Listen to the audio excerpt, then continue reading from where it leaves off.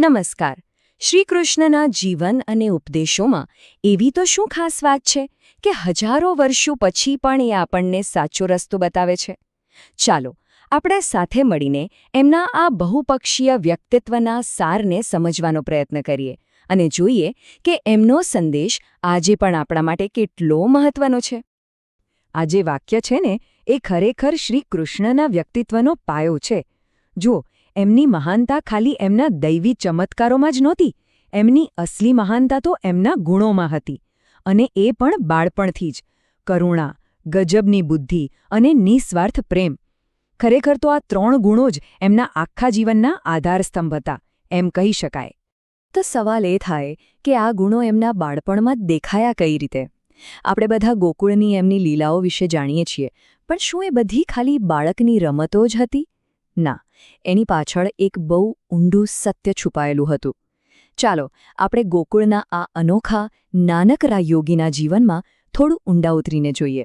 શ્રી કૃષ્ણનું આ જે બેવડું સ્વરૂપ છે ને એ ખરેખર સમજવા જેવું છે. જો, એક બાજુએ એ માખણ ચોળતા હતા, પોતાની શરારતોથી બધાને હસાવતા હતા, એકદમ નટખટ બાળક. પણ આ જ રમતિયાળ સ્વરૂપની પાછળ કોણ હતું ખબર છે?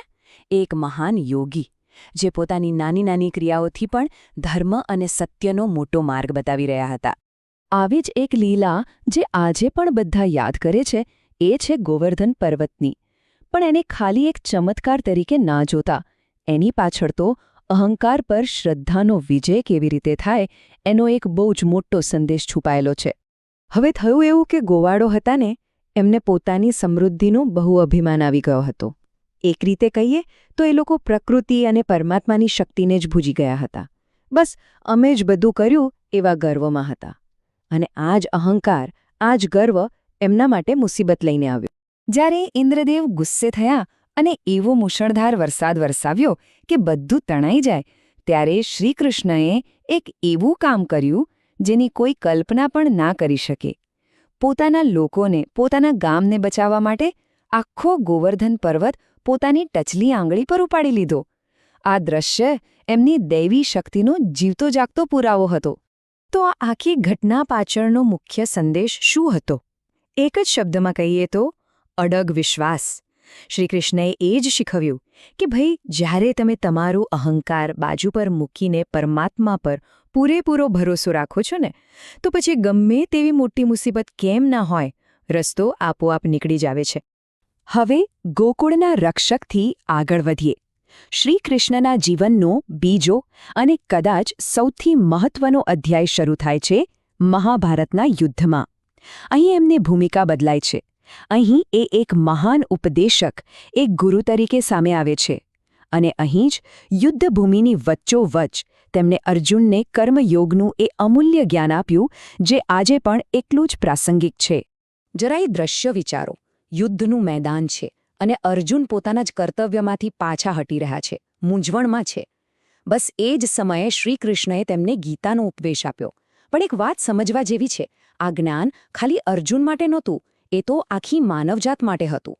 અને એનો જે મુખ્ય સિદ્ધાંત હતો એ હતો કર્મયોગ. હવે આ કર્મયોગનો સિદ્ધાંત છે ને, એ સાંભળવામાં બહુ સરળ લાગે, પણ એ એટલો જ ઊંડો છે. શ્રીકૃષ્ણે એને બહુ જ સરસ રીતે ખાલી 2 સ્ટેપમાં સમજાવ્યો છે. સ્ટેપ 1, તમારું જે પણ કામ છે, જે પણ કર્તવ્ય છે, એને પૂરેપૂરી નિષ્ઠાથી અને દિલથી કરો. અને સ્ટેપ 2, એનું પરિણામ શું આવશે એની ચિંતા છોડી દો. બસ એ ફળને ભગવાનને અર્પણ કરી દો. તો ગોકુળની એ બધી લીલાઓથી માંડીને ગીતાના આ ગહન જ્ઞાન સુધી, આ બધા ઉપદેશોનો અંતિમ સાર શું છે? આપણે આમાંથી શું સમજવાનું છે? આ બધી વાતો આપણને ધર્મની સાચી વ્યાખ્યા તરફ લઈ જાય છે. અને આ જ સાચો ધર્મ શ્રીકૃષ્ણના જીવનનું કેન્દ્રબિંદુ હતું. આ જે વાક્ય છે ને, એમાં શ્રીકૃષ્ણના સંપૂર્ણ ઉપદેશનો નિચોડ આવી જાય છે. સાચો ધર્મ એટલે કોઈ મોટા મોટા પૂજાપાઠ કે ક્રિયાકાંડ નહીં.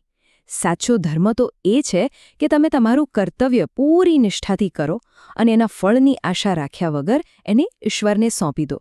અને ખરું કહું તો આ જ એક સંતુલિત અને સાચા અર્થમાં આનંદમય જીવન જીવવાની ચાવી છે.